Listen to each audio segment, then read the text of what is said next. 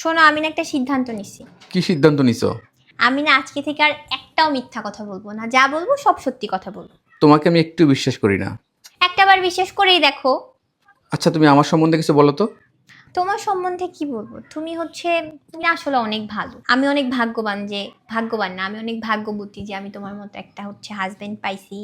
আর তুমি তো আমার সাথে ঝগড়া করো না, কিন্তু আমি না নিজে যেচে যেচে তোমার সাথে ঝগড়া করি। আসলে হয়েছে কি জানো, আমি যদি তোমার সাথে ঝগড়া না করি না, তাহলে না আমার সারাটা দিন জানি কেমন কেমন লাগে, বমি বমি লাগে, মাথা ঘুরায়, মনে হয় পেটের ভাত হজম হয় না, মানে কেমন যেন খুবই খারাপ লাগে। সেই জন্যই আমি যেচে যেচে তোমার সাথে ঝগড়া করি, বুঝছো? শোন, তুমি না এটাতে মন খারাপ করো না। আর আমি ঝগড়া লাগলে তোমাকে বলি না যে তুমি ভালো না, এই সেই হ্যান ত্যান। ওইগুলা তো আসলে ঝগড়ার একটা কিছু টপিক থাকতে হবে না, নাইলে তো আর ঝগড়া করা যায় না, বুঝছো? সেই জন্যই বলি, তুমি মন খারাপ করো না। আর আজকে তো আমি সত্যি কথাটা তোমাকে বলেই দিলাম। তার মানে তুমি এতদিন ইচ্ছা করে ঝগড়া করছো আমার সাথে? হুম। আর শুধু আমি না, এটা প্রত্যেক